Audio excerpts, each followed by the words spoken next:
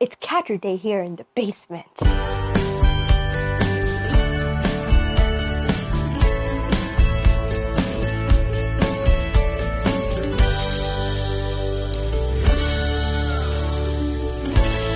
Hello, dwellers, and welcome to the basement.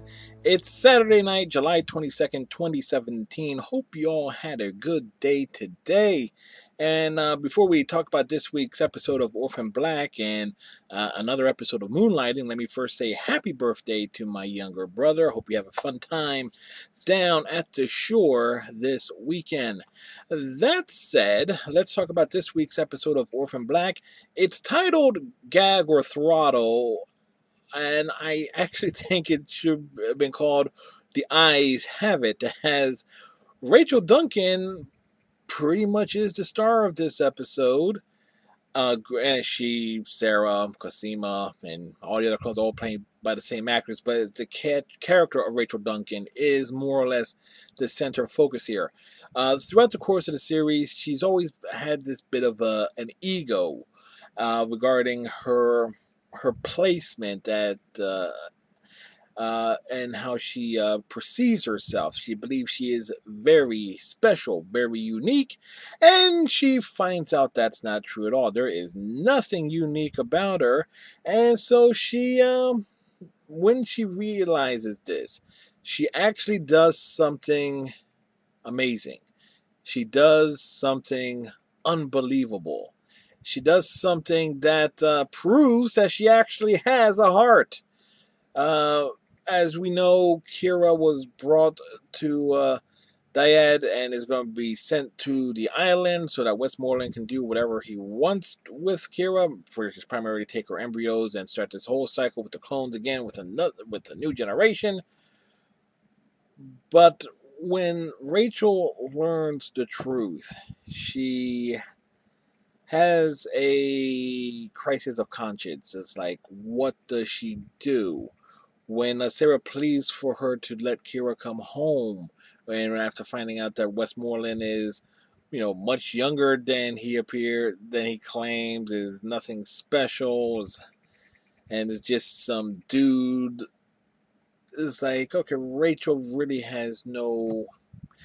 doesn't jump on that. No, she actually considers everything. There's a great scene of her actually pondering what to do. You see that the wheels turning, and we actually get a perspective of just how helpless she kind of feels with this, because she knows that Westmoreland can see what she sees because she has a camera in her eyeball, and for her to do the right thing, it's really a sacrifice on her part.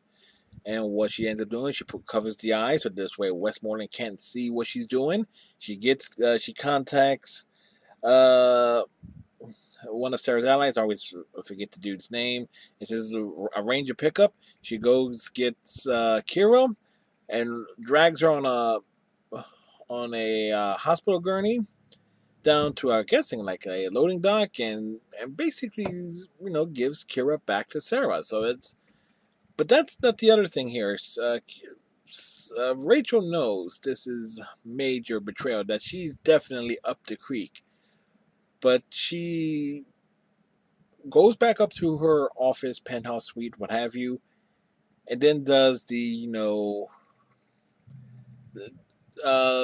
self-removal of the leash, if you will, as she takes I couldn't really tell what it was. It looked like the bottom of like a wine glass, like if you smash the top off and get the blade, the glass portion of it, jabs it into her own eye and literally gouges her own eye out.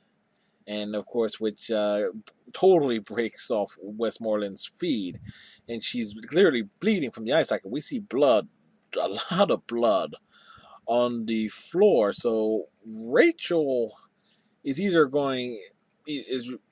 dies here, or somehow, some way or other, there's somebody at Dyad that is loyal to enough to her to make sure she survives. That's going to be an interesting question if the character of Rachel Duncan makes it through the next two episodes. And then, of course, let's talk about. I want to mention here the you know, with a show like this, it's just like the preview for next week's episode. But no, what does they do on BBC America says, prepare yourself for an episode so thrilling, shocking, astounding, go through so every other adjectives for the word that they can't show you any clips of it. Yeah, talk about trying to build a hype up for the final two episodes of the series. I can't blame them for that. And it's clearly that they're something major is the league is going down next week's episode, and obviously everything's is going to get resolved in the final episode one way or another. So I'm looking forward to seeing how things play out. Now, of course, as you know, here in the basement, I don't dislike having as part of a couple of segments. I don't like just having one topic and backing up. The Orphan Black over the course of is the past several weeks has been Moonlighting season 1. This DVD set also includes season 2, but that's another thing for another time. And we're up to episode number 3 of this classic series, titled "Read the Mind, See the Movie." Yeah, you kind of like a pun on the read. Oh, you can read the book, or better yet, just see the movie. I know many of us have done that to get through book reports back in high school. Yeah, my English teachers didn't really give a flying fig. Any which way. This episode sees that Maddie has gotten the Blue Moon Detective Agency a big gig as a security consultant for a major weapons firm. Unfortunately, despite their vigilance and David's rather unique way of screening people to make sure that they're trustworthy and that they're on the up for this for their clients, someone has sabotaged a major demonstration of a new laser weapon.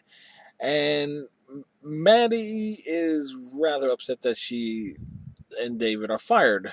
David, is upset too, but he's more, okay, this was a sweet gig, it's taken away, c'est la vie, and move on. Maddie just isn't going to let that slide. She wants to pursue it to find out why. If they were justly fired or not. She pursues an investigation, looks into the client's rival, who basically tells her that, hey, I have a psychic that tells me all this stuff. The psychic leads to the fact that the guy at the front at her client's front corporation tells the psychic secrets, who just sells them off to the proper person. And it all appears to be some internal family corporate triangle where it appears that the obvious villain isn't quite so obvious, with the villain actually turning out to be Maddie's best friend Vivian. And it's a pretty stunning twist when you really think about it, because Vivian is the one who recommended Maddie's to get the security consultant gig. But it could also have been played out that at the same time that it was all part of her plan. Actually, it wasn't, in regards to Maddie continuing to pursue the case to its conclusion. And even when it appears to be a conclusion, David's kind of wondering, okay, who sabotaged the demonstration? Because that's the one loose end, and that leads to the revelation that Vivian was the devious mind. This episode is definitely a lot of fun. It does have one of the issues that I have with the pilot, and that's with the stunt persons for Bruce Willis and Sybil Shepherd clearly not looking anything like the individuals that they're filling in for. I mean, in one shot, you can definitely tell that one of the stunt persons for Maddie is clearly a dude. I'm sorry, but there is, like, in terms of height and bone structure, that you can easily see. It happens toward the end with the big Vivian using a laser pack to shoot at Maddie and David. There's also a great individual scene, and it also ties in with the bad casting of stunt people, where Maddie and David are on the psychic's roof trying to, do a little surveillance, find out what's going on, and they get discovered, and it's a frantic. Every time they go to inside of the roof to get off the house, there's people down there. They come see a pool, and they have to, and David says strip out of the this all black attire because we're going to jump from the roof to the pool, much to Maddie's dismay. So they have to strip down to the underwear, or where that David's case was like a t-shirt and box and briefs, and Maddie has like some negligee type attire, and they jump from the roof to the pool. And again, it's clearly bad stunt work, and where it's like the dude that's doing the stunt for Bruce Willis has a fuller head of hair that's a different color, so that, and also longer. So it's like, dude, really? Like, where's the creative control for the casting? And they dive in the pool, and when they pop up, it was like, oh, are we having? Oh, ooh, what's this? Oh, fuck! I think it's like, are we having fun yet? Or are you having fun yet? Because he implied to Maddie that doing the surveillance work would be fun, and she was complaining a little bit, and it became really action oriented at the same time. In terms of the dialogue between the characters of Maddie and David, there is a lot of layer text that there's clearly something that could develop more between these characters, and that there is like some interest there. There is a bit of light flirtation, particularly towards the end when it seems like everything is all said and done. Was her David calling her kid is like, good job kid, good job fella, blah blah blah. It definitely plays off rather well.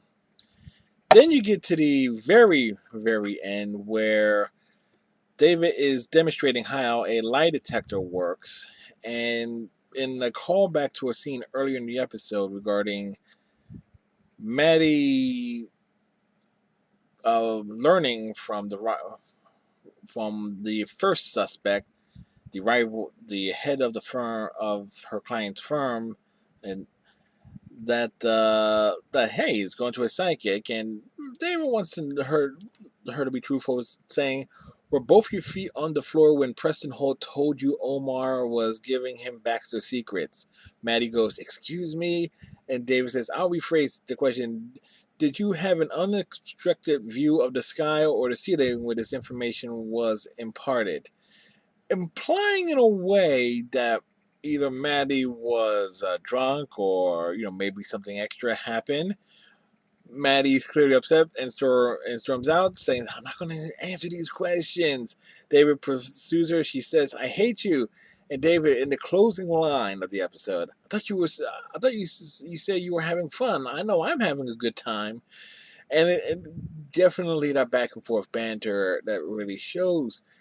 And it kind of makes one wonder, because when you go back and look at the scene when Maddie learns uh, about the whole psychic deal, she is quite stunned and excited, and she wants to bring this information to her former clients, and leads to the fact that she was probably heavily insulted off screen, implying something was implied that was said about Maddie's mother. But be that as it may, it's generally a fun episode. So if you've never seen it, check it out. It's on the season 1 and 2 DVD box set, episode number 3. And so on that bombshell, or lack thereof, coming up in the basement, I of course will be on Twitch tonight. I'm really not in the mood for Star Wars: The Old Republic. I might do a little bit more old school gaming. I've been doing that the last few nights. So we shall see, of course. Coming up on Monday, we're continuing our journey through the Daleks' Master Plan. I believe I'm up to part 6 of that story. On Tuesday Night Titans, we'll be continuing our journey through season 1 of Buffy the Vampire Slayer, going over episode number 4 as well as episode number 4 of Mighty Morphin Power Rangers. And of course, Thursday, Comic Book Thursday, I'll discuss issue number part 4 of RoboCop Prime Suspect. And on Friday, on Talking Anime, there's going to be a bit of a crisis, a bubblegum crisis in Tokyo in the year 2040. As I'll be getting my 26-part look over the course of 3 DVDs of one of the best anime series I have ever seen. Again, it'll be an episode by episode breakdown as I drop the DVDs over the course of the next 26 weeks. So, with that, my friends, and you are my friends, be kind, please subscribe, and we'll catch you all next time.